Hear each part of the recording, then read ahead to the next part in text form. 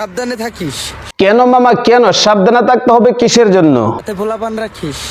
ও আচ্ছা তাই নাকি, সাথে আবার পোলাপানা রাখতে হবে? মামা আমি খুব ভয় পাইছি। বলেন কি? হ্যাঁ এরকম একটা ভয় পাইছি, এখন থেকে সাথে সবসময় পোলাপান নিয়ে থাকতে হবে। কারণ মামা তুমি যেরকম ভাবে হুমকি দুমকি দিচ্ছ, তোমার হুমকি দুমকি দেওয়ার কারণে কিন্তু আমি খুব ভয় পেয়ে গেছি মামা। আরে ভাই হাসতেছেন কেন? কারণ মামা যেরকম ভাবে হুমকি দুমকি দিচ্ছে, আমি তো মনে করতেছি যে এখন থেকে পোলাপান ছাড়া কোনোভাবে ঘর থেকে বের হওয়া যাবে না। মামা যতই চিল্লাও না কেন? না মামা এখনো তো শুরুই করলাম না, যদি শুরু করি তাহলে কি তুমি টিকতে পারবে? আমি যদি শুরু করি তাহলে কিন্তু তুমি কোনোভাবে টিকতে পারবে না। এখন থেকে শুরু করবো ঠিক মতে। তুই যেদিন থেকে রেগুলার পাঞ্জাবি পরস ওই দিনই বুঝছি তোর একটা টার্গেট আছে। আর যেহেতু শুরু করবা তাহলে কিন্তু আপনাদেরকে একটা কথা বলি, সবাই কিন্তু ওজু করে পানি নিয়ে দবস করে বসে পড়েন।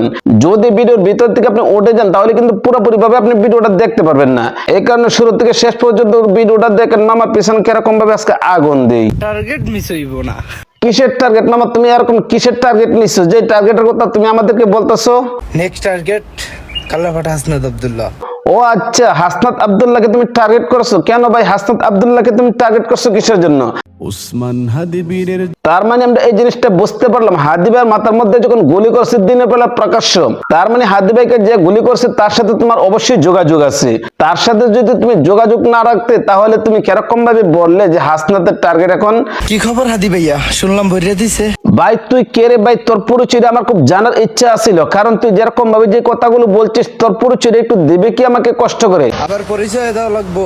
হ্যাঁ ভাই তোমার পরিচয়টা একটু জানার দরকার। তুমি এরকম কোন ধরনের হেডামুলা লোক হয়ে গিয়েছো নেক্সট টার্গেট কালাফাটা হাসনাত আব্দুল্লাহ। যে শেষ পর্যন্ত হাসনাত আব্দুল্লাহকে তুমি টার্গেট করেছো? তার মানে তোমার পরিচয় অবশ্যই একটু জানার দরকার। আমি একজন মুজিবের সৈনিক, এইটাই আমার পরিচয়। ও আচ্ছা তুমি মুজিব সৈনিক, এই কারণে তো বলি যে করতে এরকম ভাবে কে কে করে কিসের জন্য? बहुत तेज हो रहा है, बहुत तेज हो रहा है। কুকুরের কাজ কুকুর করেছে, কামড় দিয়েছে পাই। কুকুর পায়ে কামড় দিয়ে মানুষের শোভা পাই। আমি একজন মুজিবের সৈনিক।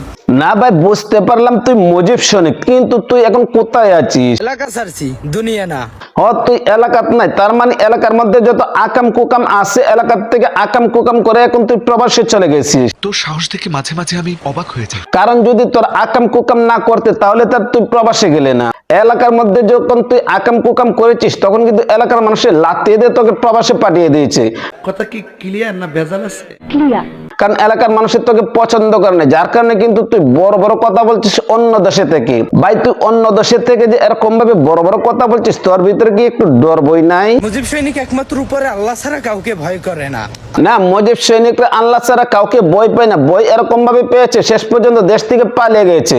তাই যদি তোরা আল্লাহ ছাড়া অন্য কাউকে ভয় না পেতে তাহলে তো তোরা দেশে থাকতে, কিন্তু তোরা এরকম ভাবে ভয় পেয়েছিস যার কারণে রাতের অন্ধকারে তোরা দেশ থেকে পালিয়ে অন্য দেশে চলে গিয়েছিস। হ্যালো ভাতিজারা, ভয় লাগে? না মামা ভিতরে কেন ভয় লাগবে? ভিতরে যদি ভয় লাগতো তাহলে কি আর তোমাকে নিয়ে সাথে কথা বলতেছি? যদি ভিতরে ডর ভয় থাকতো তাহলে আর তোমাকে নিয়ে সাথে এত কথা বললাম না। আমার সাথে পারোনি বলে আমার পরিবারের উপর আঘাত আনছো। তোমার পরিবারের কাছে তো এখনো পর্যন্ত যাই নাই, যদি তোমার পরিবারের কাছে যেতাম তাহলে তো তুমি সামলাতে পারলে না। আর তোমার পরিবারের কাছে না যাওয়ার পরে তোমার এই অবস্থা, যদি তোমার পরিবারের কাছে যায় তাহলে তোমার কিরকম অবস্থা হবে? কি খবর হাদি ভাইয়া? শুনলাম ভরিয়ে দিছে। মামা একটা জিনিস বুঝতে হবে, তোমার যে অবস্থা তুমি মনে বেশি দিন টিকতে পারবে না। কারণ তুমি যেগুলা কথা বলো এগুলা কথা বলাটা কিন্তু সাধারণত ভাবে ঠিক না।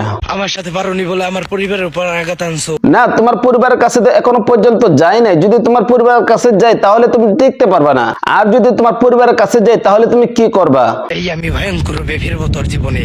ও আচ্ছা তুমি আমার জীবনে ভয়ঙ্কর হয়ে আসবে? ভাই তোরা এতটাই ভয়ঙ্কর হয়েছিস যে ভয়ঙ্করের কারণে কিন্তু তোরা দেশ থেকে পালিয়ে গেছিস। তোরা যদি প্রকৃত ভাবে সুস্থ মস্তিষ্কের মানুষ হতে তাহলে তোরা দেশ থেকে পালাতে না। তোরা এতটাই ভয়ঙ্কর হয়েছিস যার কারণে রাতের অন্ধকারে তোরা দেশ থেকে পালিয়ে গেলে। দেশবাসী আমাকে মাফ করে দেন।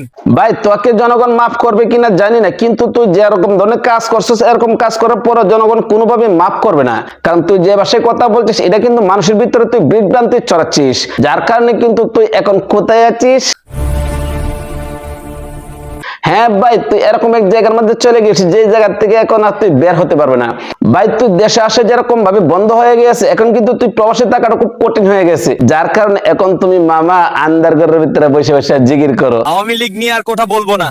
হ্যাঁ ভাই, ভিডিও বানাইবা না কেন? তুমি ভিডিও বানাও, যত পারো ভিডিও বানাও। তোমার মতন আরো অনেক লোক আছে যারা ভিডিও বানায়, কিন্তু তোমার মতন এরকম অশৃঙ্খল ভিডিও কেউ বানায় না। আসলে সে হচ্ছে একটা মাদারবোর্ড। এই মাদারবোর্ডের কারণে কিন্তু আজকে এরকম ধরনের কথাগুলো বলতে হচ্ছে। তো গাইস, এই ব্যক্তি যেরকম ভাবে যে কথাগুলো বলছেন, এই বিষয়টা কি আসলে ঠিক হয়েছে না বেঠিক হয়েছে? ভিডিও কেমন হয়েছে কমেন্ট করে জানাবেন। ভালো লাগলে লাইক করবেন, পেজ থেকে দেখে থাকলে পেজটা ফলো করবেন, চ্যানেল থেকে দেখে থাকলে চ্যানেলটা সাবস্ক্রাইব করে পাশে থাকবেন। তো আজ এই পর্যন্ত রাখলাম, ভালো থাকবেন, সুস্থ থাকবেন, আসসালামু আলাইকুম।